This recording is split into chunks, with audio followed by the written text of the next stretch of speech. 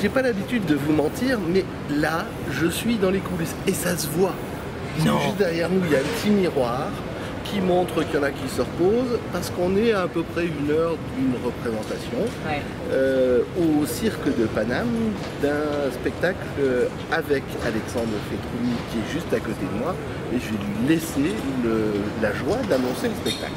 Alors c'est le premier spectacle cirque de Paname qui s'appelle Le Monde de Djaleya qui se joue donc à l'hippodrome de Longchamp sous le dôme de cirque de Paname et qui est l'espèce d'épopée fantastique de Oliver Wind qui va arriver dans ce monde un peu magique et exubérant de Djaleya. Donc on va suivre son aventure et c'est voilà, je le vois comme un voyage ce spectacle. Bon, c'est un voyage à travers le temps, un voyage à travers l'espace. Moi je penserais que ce serait plutôt ni l'un ni l'autre et les deux à la fois. Complètement. Il n'y a pas d'espace entre guillemets temporel à part avec Gnossios à l'entracte. Mais sinon, on va dire que c'est pas figé dans une époque particulière, c'est pas dans un monde particulier, c'est une histoire qui sort de l'imaginaire de Ludovic.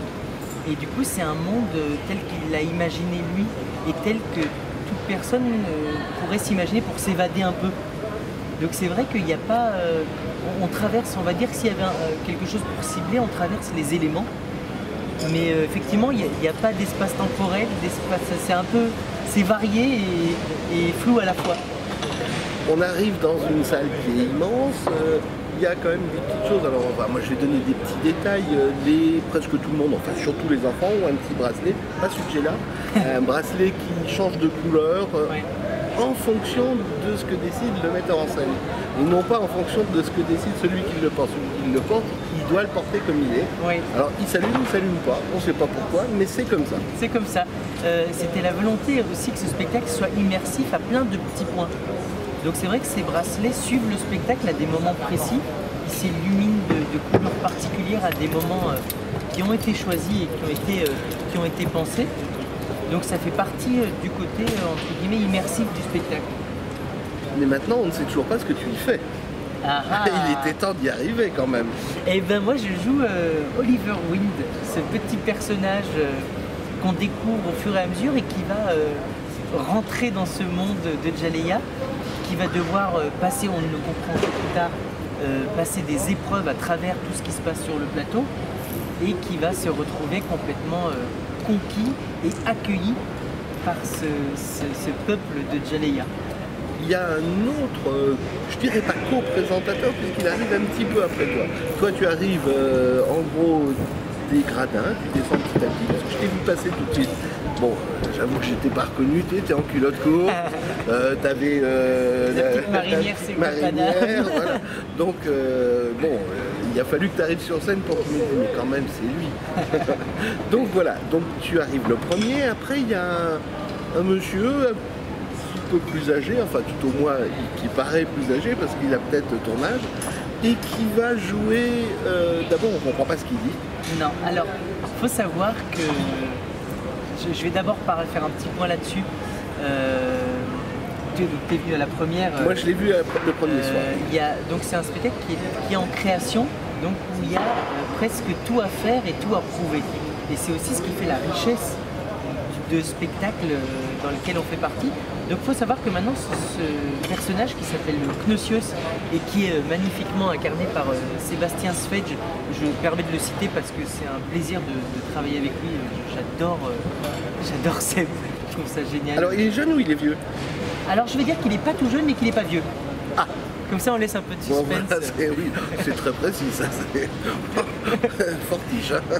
Non, on va dire qu'on n'a pas le même âge,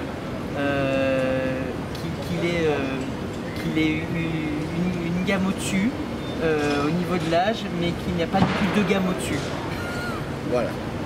Et il faut savoir que ce personnage maintenant, parce qu'on s'est rendu compte, et c'est toute l'importance d'écouter les spectateurs aussi quand ils viennent voir les spectacles, que possiblement il fallait un peu plus de lisibilité pour suivre l'aventure qui se passait sur le plateau.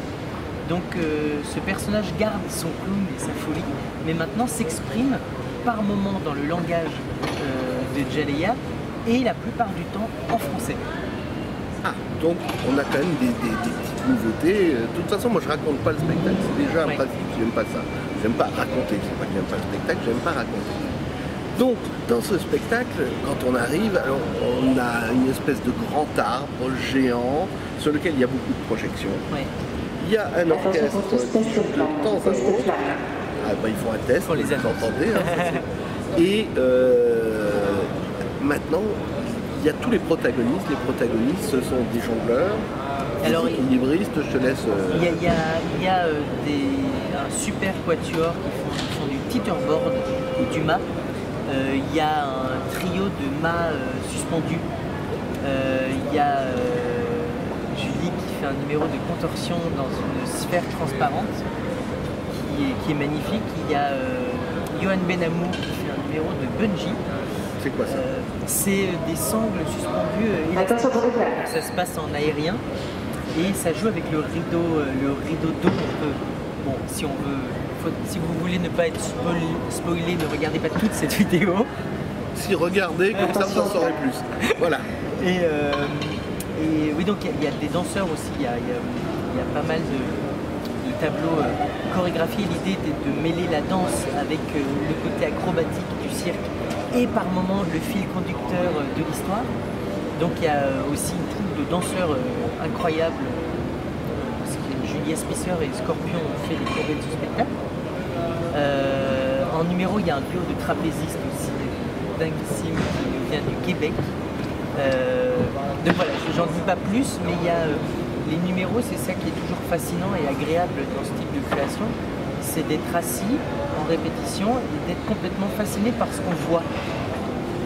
Et j'adore ces petits moments-là où on se dit ah ouais quand même. Après, c'est des numéros à risque, donc voilà, l'idée est là de rebosser pour que les numéros puissent s'alterner en cas de tout bêtement de blessure d'acrobate, parce qu'il faut que le show continue et roule quoi qu'il en soit.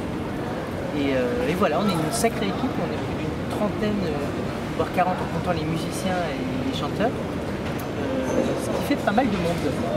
Moi, il y a quelque chose où je t'ai adoré, puisque c'est toi qui es là, qui joue avec un bâton soi-disant magique, mais enfin bon, il sera magique pour les enfants, et des jets d'eau. Et ça, c'est magnifique, je crois que c'est quand même, c'est pas le clou du spectacle, parce que c'est le début de la deuxième partie, c'est pas dévoiler grand-chose, mais là, tu changes de rôle, puisque en fait, auparavant, tu te contentais de présenter, de bouger, et là tout d'un coup tu deviens acteur du spectacle. Et c'est ça qui est intéressant aussi, c'est parce qu'il faut savoir que dans le spectacle il y a entre guillemets aussi des références. Ce moment est une référence entre guillemets assumée et un peu détournée à Fantasia de Disney. Donc c'est cette baguette magique qui se retrouve à gérer des jets d'eau et un rideau d'eau aquatique.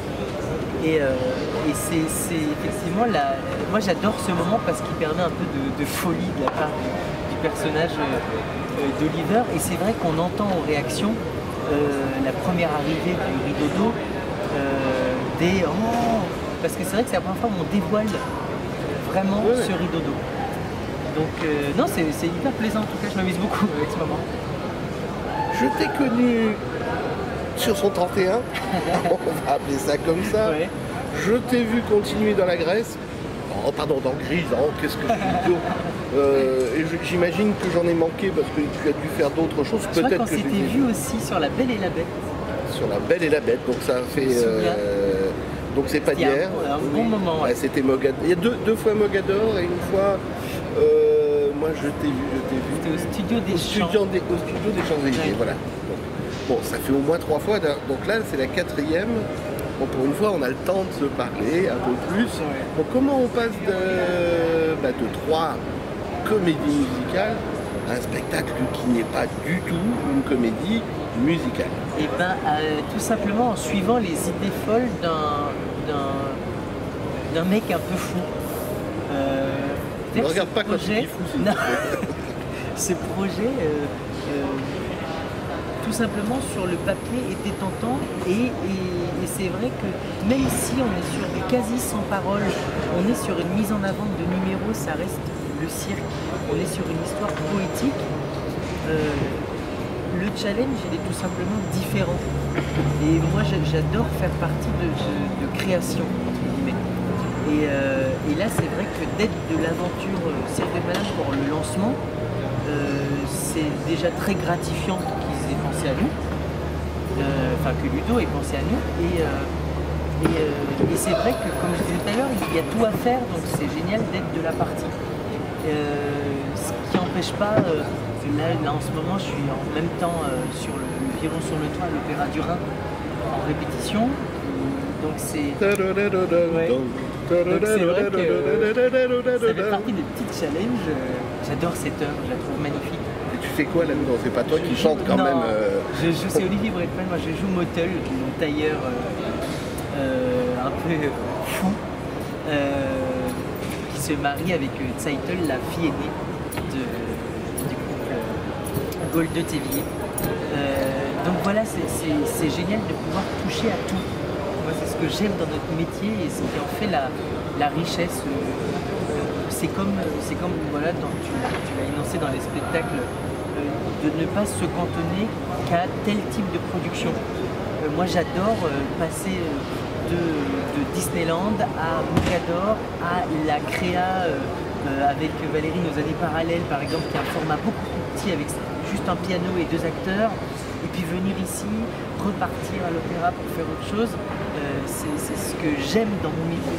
Et c'est pour ça que je me dis, je ne sais pas de quoi demain sera fait. J'en suis pleinement conscient. C'est pour ça que je me permets de profiter de tout ce qui se passe au moment où ça se passe. Écoute, là tu donnes presque le mot de la fin, alors que c'est le mot du début. Voilà, tu es l'homme qui sait tout faire. Ah ça je ne sais pas.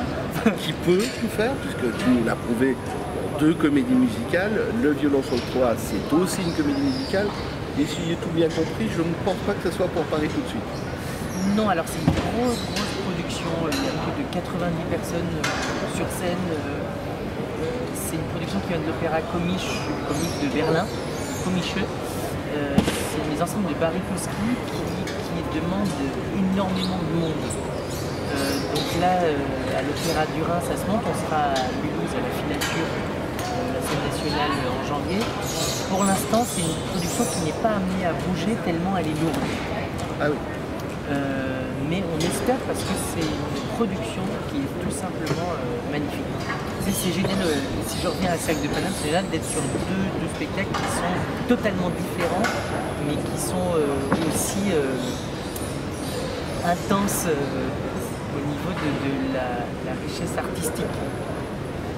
Ben, tu peux pas chanter les airs qui sont là, puisque bon, c'est quand même musicalement, ça s'écoute, mais ça ne se chante pas. Le violon sur le toit, c'est pas toi qui chantes la chanson que je connais, donc je peux pas non plus te demander de chanter. Donc on va te demander simplement de se revoir, soit si j'arrive à aller jusqu'à Mulhouse, soit on ne sait jamais, au Cirque de Paname ou sur la scène d'un Mogador quelconque. Eh ben avec grand plaisir. Merci beaucoup. Merci à toi.